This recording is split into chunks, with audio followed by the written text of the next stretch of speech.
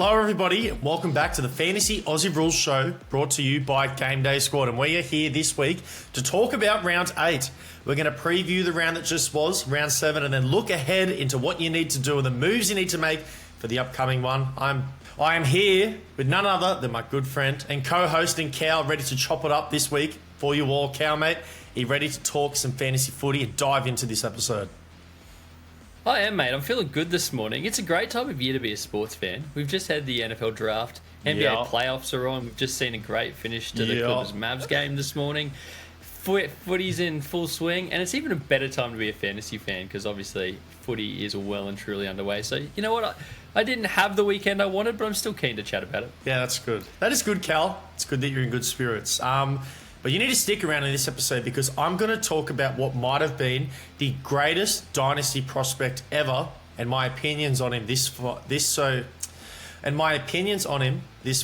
2024. Cal, what have you got to chop up this week? Mate, maybe we're talking about the same play here because I'm going to give you the best buy low opportunity for a young star that you'll ever have. Wow. It could be the same player. It might be. But mate, I want to know about your performance this week. I'm dying to know how the peanut butters went in round 7. Your top threes, your bottom threes. Take it away. I bet you are dying to hear how I went. I finished 35th. Which is pretty respectable. Yeah. I was really happy with that. 2,757, considering I got off to such an awful start, as you know, with Clayton Oliver. But I'll touch on that in a second. I'm up to 38th with the season overall, so I'm making moves. I'm still plodding along. But let's get into my top 3, the 3 players I was happiest with on the weekend. Yep. Number 3, Sheasel. He bounced back from his season low of 123 last week, rocked up with 144. That's 194 for me with his All-Star. So I'm happy to see him back to the form that he deserves. Great bounce back. Incredible bounce back. Was needed too.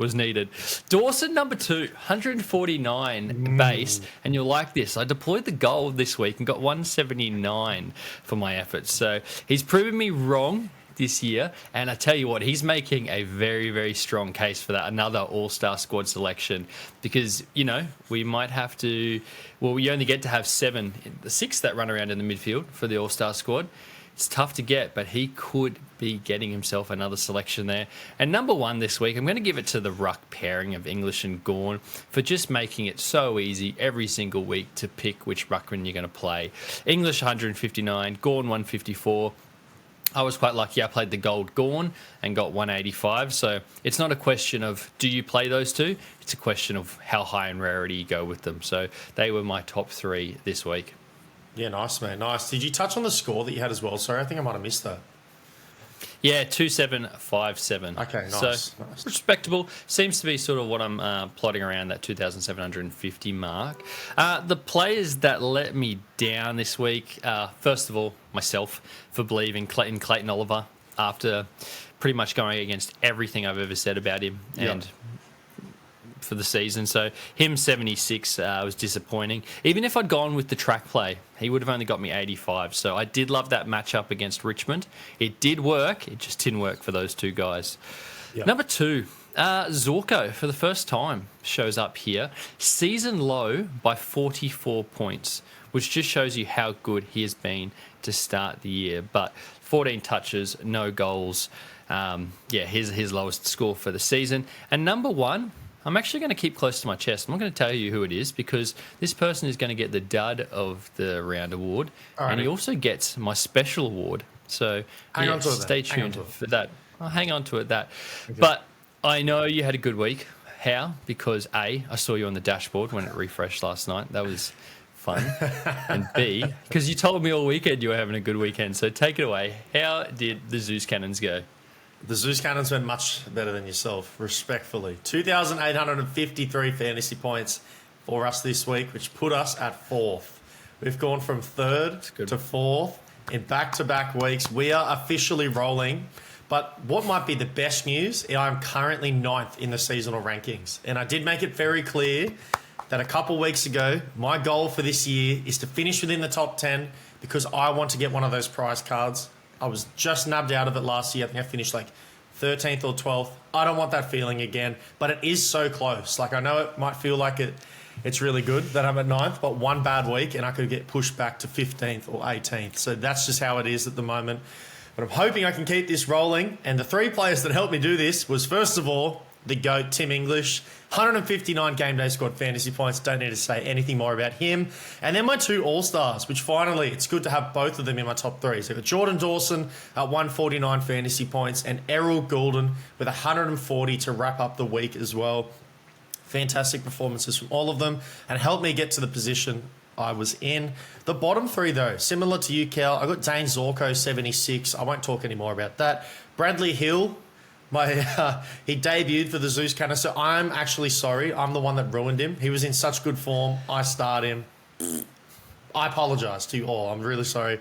And then the last one, Jack Steele, 78 fantasy points. You might think if you came to the live stream, you didn't have Jack Steele in your team. I didn't. I subbed him out for Tom Green last minute, and I paid the price for it. Which is silly because you clearly have been onto it a lot more than I have this year. But I could have given you the inside word. You don't play midfielders against Port Adelaide. We just dominate. No. One thing we're good at, we dominate clearances. And it just meant that Jack Steele couldn't get his hands on the footy. So You did. Next time you're thinking about doing something like that, particularly when Port's involved, hit me up. You definitely have my number because like I said, you have been telling me how good you've been going all weekend. So I know you have it.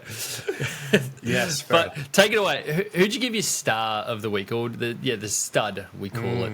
The stud of the week. Who have you given that to? I've gone left field here, and I'm really happy about it. If you can't tell, I'm going to go with the player that is referred to as the Flying Lizard.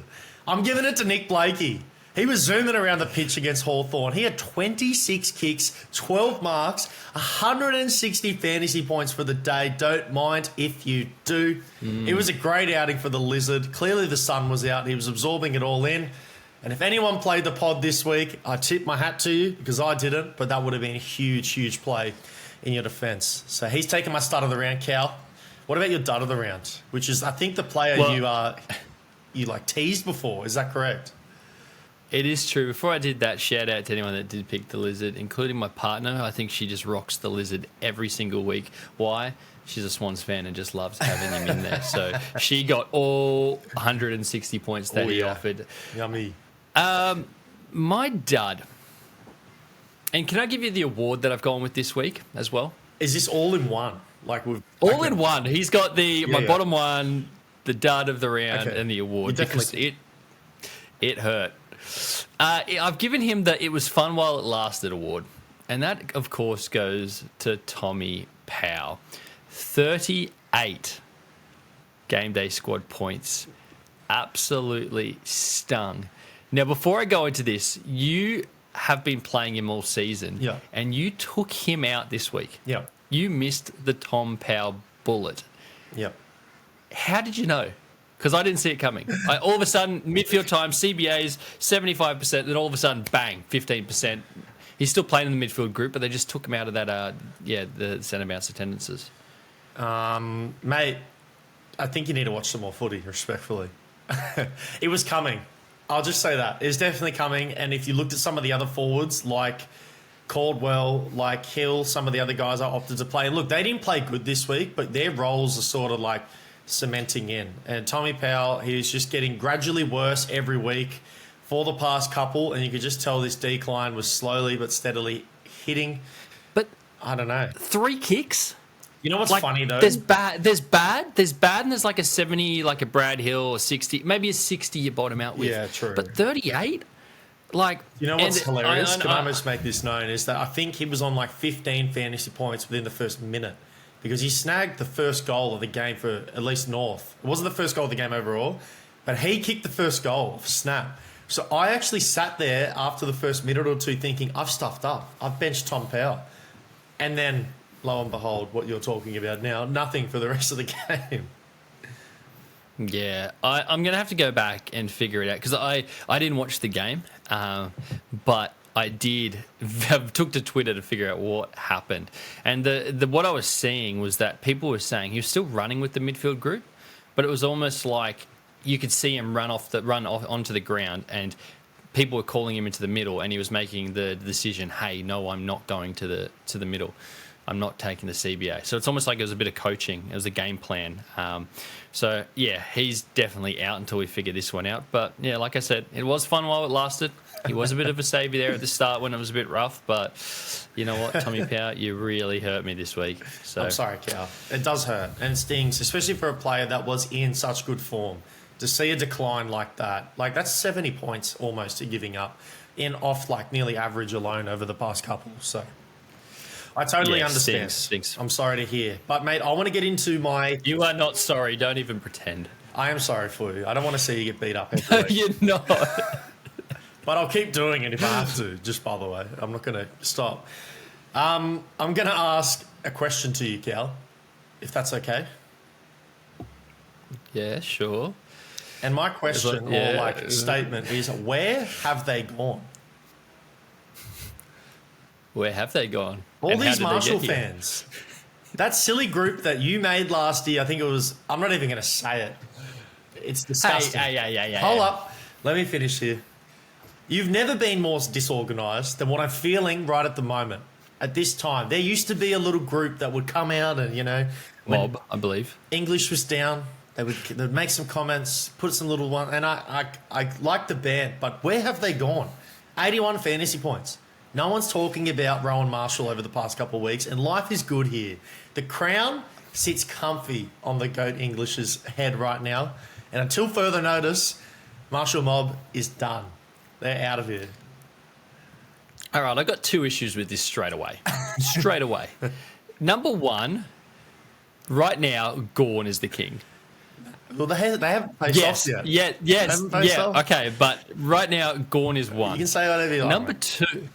Number two, I think it's a bit stiff when Rowan Marshall it was like early on in the game, rolled his ankle and still managed to push out an 80. I'm talking within like the first 10, 15 minutes of the game. So he was running around on that. So bit of an asterisk there because he should have come off. Okay. He was What about hurting. the week prior? That happens. You have down weeks. So did English. But I think it's a bit stiff to fully write off Marshall. Like I said, I think at the moment it's pretty clear who you play, 1 and 2. I know Witsy had a big game. I'm pretty sure Witsy was like the 3rd or 4th highest scorer. Yeah, he went Yeah, big. 4th with 157. He had a massive game. Your boy Ollie Florent, 156 as well. Just saw that as well. Man, that's good. But yeah, I don't know. Let's not hate on Marshall this week. If he has another dud in a couple of weeks, we'll see how he goes. Okay. Come on. Speak for Come yourself. on. You're blinded by Tim English love right now. Definitely, and I have been since we started this show. So we're going to keep it going, Cal. Let's get into our next part. We're going to talk about our transfer market targets. These are going to be the players that you're going to want to get for your squad, and it might be a win now play, or it could be with that dynasty hat on. And I might take it away because last week I told you to target Butters, and look, it didn't play out amazing this week, but I still firmly believe that it's a player you want to target because he's going to put up some monster scores. And look, I didn't want to say it, but the Rosie going down, how long will he be out for? Butters might be the star midfielder now that needs to take the heavy workload off someone like Rosie, and he could even be going bigger than I initially expected. So unfortunate due to injury, but the door is wide open, and Butters might just take it and run away with 150 scores for the next couple of weeks. But this week, I'm going to take the day off, Cal. I've been producing nothing but absolute fire from this segment all year, all my picks, and Cal, I need you to step up your game at some point. So I'm going to give you the opportunity this week. But I am going to leave you with something because I don't want to be that hard on you all. I think you should sell high on players like Cripps and Dale right now. And what you should be doing with it, in my opinion, is getting the best multiplier on a player like a Sheasel or just someone who you think will top score most weeks and spend that salary cap on a player like that. It's not worth spending your salary cap on players who are a bit mid or a bit up and down. Get the best player in your opinion and put the most salary cap on it because it just makes sense. It's fair. You've definitely earned the right to stick your chest out in this segment because you have been pretty good. Cripps was really good on the weekend. Really? 136 points. You know what I love? Him and Sammy Walsh as a pairing just go together so well. Yeah. Because Cripps is just win the tap, win that first inside 3 meters, feed it to Sammy Walsh out. They know their role. Sammy Walsh isn't the one that's winning the taps. It's Cripps. Cripps knows he doesn't. Cripps knows he can give it off to a gun on the outside, and I just love the two of them together. Obviously, you're not going to be playing both of them in your squad, or you shouldn't be. You should be putting Sammy Walsh in there because he's pretty good. But I love it. But again, this is sort of, I reckon, he's a B+ player in fantasy, Paddy Cripps. He's never going to quite make your squad, but he's a good pod player. So fair enough. Can we talk about one more thing before we go? That's back-to-back weeks Sam Walsh hasn't had a single mark in a game with over 30 disposals. Very strange. Nuts. There's not many people who would get 30 disposals without one mark. 0 marks in back-to-back weeks over 30. Honestly, you know why he doesn't get marks? Because he just follows the ball contest to contest. Because he just runs. He's just like, contest, someone else will mark it, I'll get the handball off. 100%. And then I'll kick it to someone, and then I'll get the handball off. Because he just runs and runs. And Dale, I don't know if you saw in Discord over the weekend, I put out a public apology. I might have called him washed on a live show 2 weeks ago, and then since then I think he's gone on to average 175 points across 2 games. He took that personally, so I'm not going to say anything on Dale. I did something last night. I spent $5 on the transfer market. Ooh. And I did it on Maxi Gorn Platinum. Ooh. And I'm going to tell you why in the matchup matrix. So stay tuned for that. What I actually had planned to go through this was I'm going to tell you the best buy low opportunity of all time. Love it. It's Nick Daicos. He's gone 123, 112, 114, 120. Yeah. So still pretty good scores for a defender, right? Definitely. Still, he's in my squad. He's in most people's squads or a lot of people's squads, and you're sort of taking it. But it's well below where we thought this guy was going to be. We thought he'd be up close to 130, 135. So right now, for the first time in a long time, his silvers and golds are back under $10. I've not seen this for a very, very, very long time. Yeah. His silvers and golds are back under $10. This guy only just turned 21 a few months ago. He's going to be in your squad for the next 10 years. So I do not know another chance that his cards will be under that price bracket. His platinums and diamonds are still the exact same price. I believe there's one diamond up for $1,000 and there's only one available, so no one's giving them away. But the silvers and golds, if you don't have one, have a think about it. Can you sell someone like a Cripps or a Dale now to try and fund yourself into one of them? I reckon it's a good time. But yeah, what do you think about that? Have you noticed the drop of them? Yeah, definitely.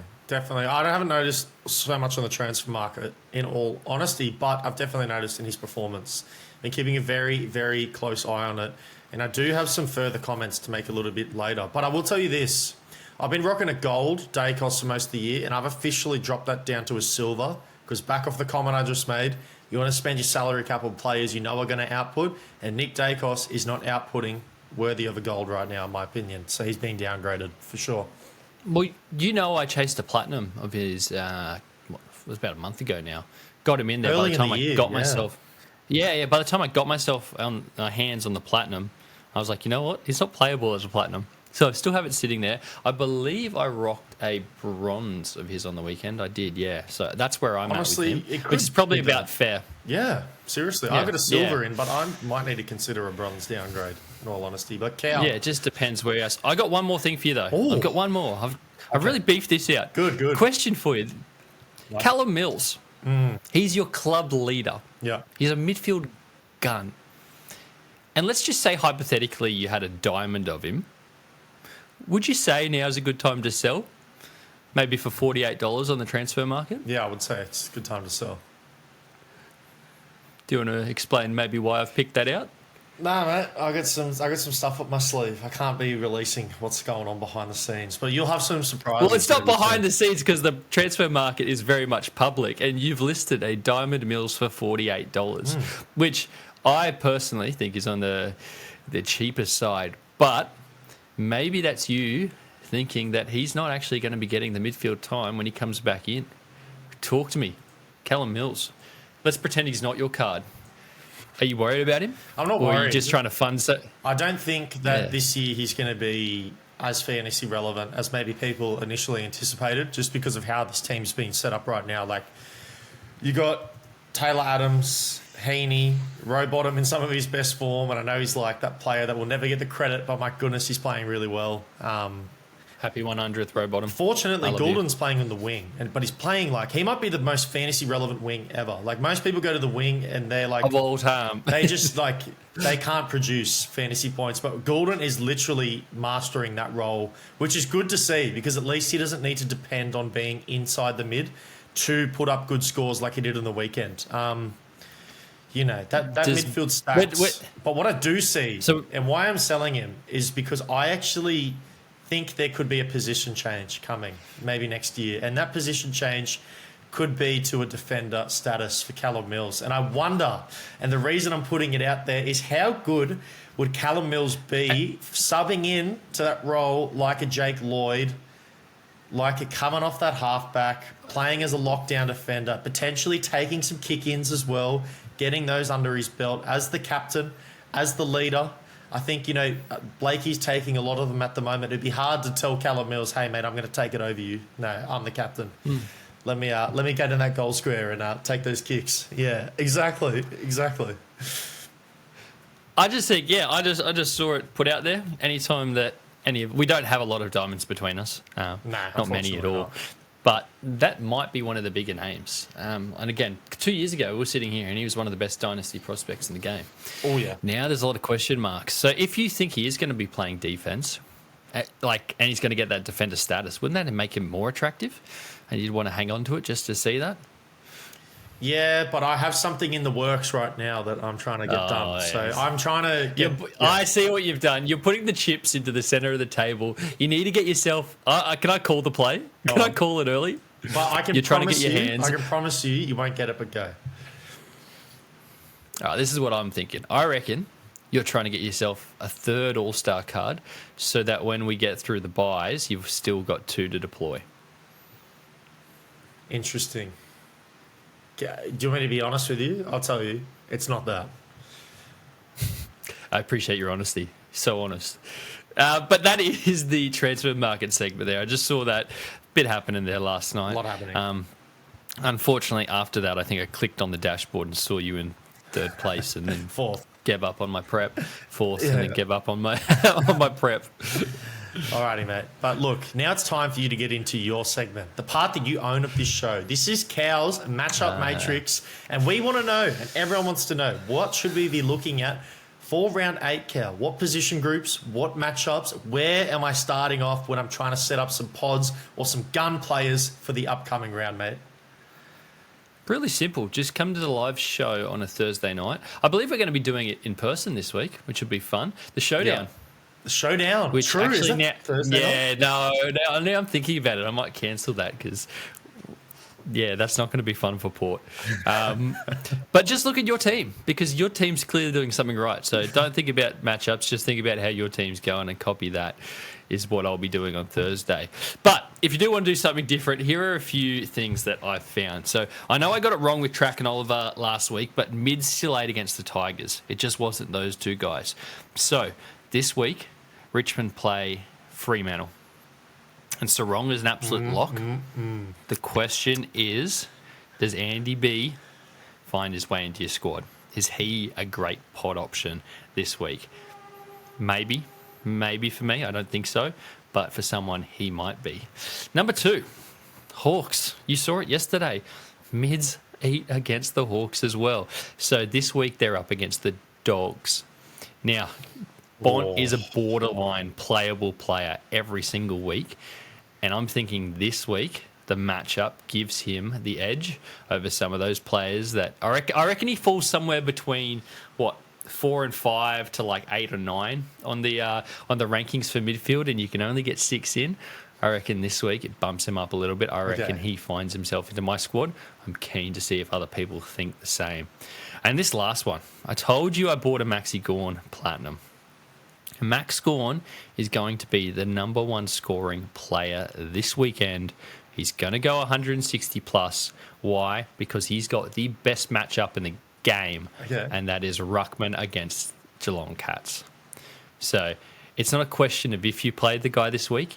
It's can you get yourself his diamond card? Because there's no legends of him out there yet. But can you get your hands on his diamond? Because you are putting as much cap on this guy as you can this week. For me, that's that $5 platinum I got, which I thought was an absolute bargain. If it helps me crack the top 10 this week, that's just paid itself off perfectly for me. Okay. That's why I did it. I love his matchup this week, and I only had a silver. So this week, it's all... I only had the gold I had. This week, I'm going a step further. It's platinum. I want to see if other people think it's also Max Gorn week. That is this week's matchup matrix. Love it. What a week. You're still backing in your guns against Richmond. We'll see. We'll see how it plays out. Maybe the Bont does top score. It'll be interesting to see. Well, Bont's against Hawks. Gorn to top score. Gorn to top score. And Andy B, the question mark against Richmond. Andy Brayshaw has been getting away with a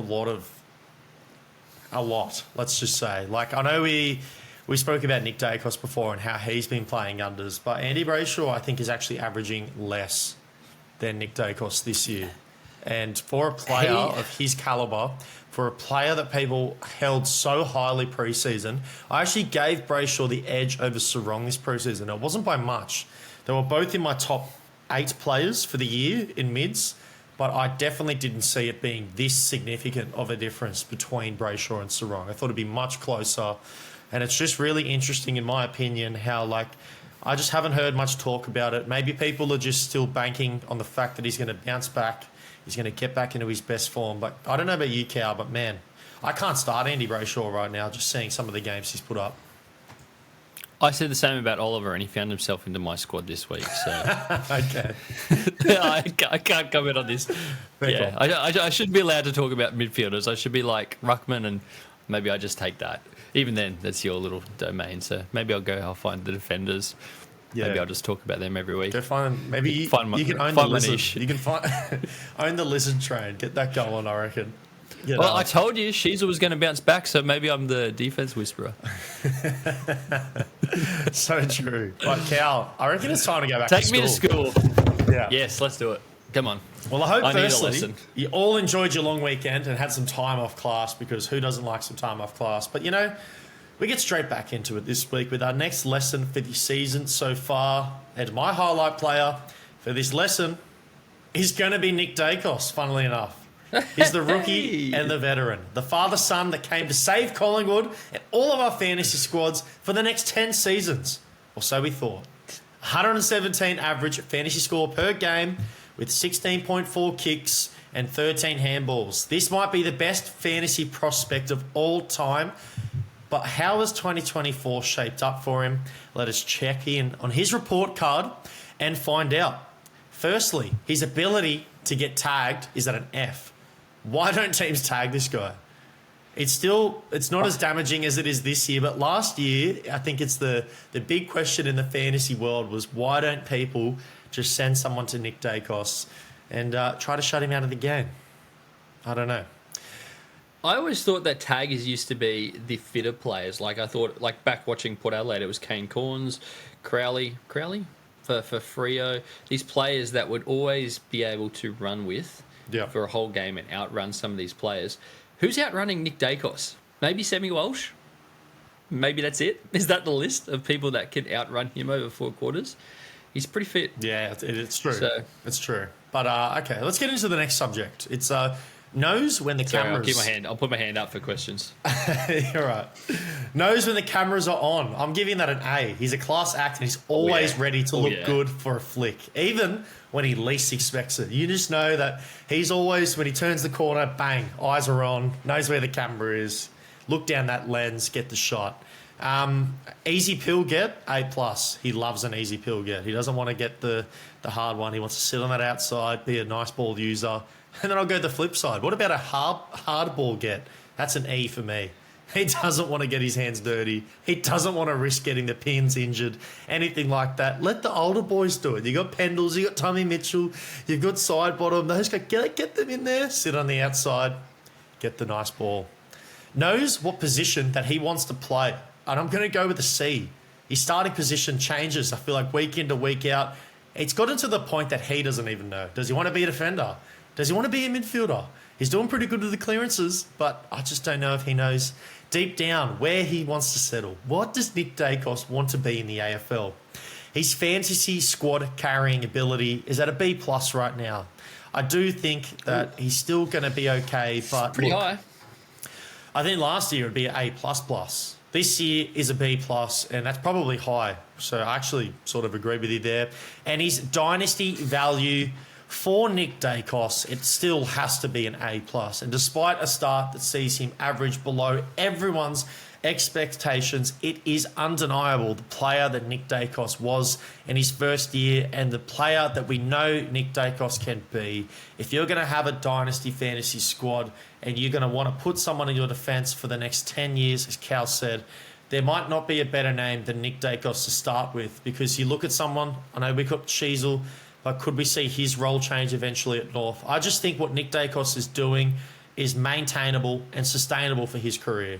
I don't see much changing with him. I see him doing much of the same over his hopefully what is a lengthy career and a successful one at that in the AFL. So, mate, Nick Daicos, what a player. Don't give up on him yet, because he's not going to give up on you and your squads.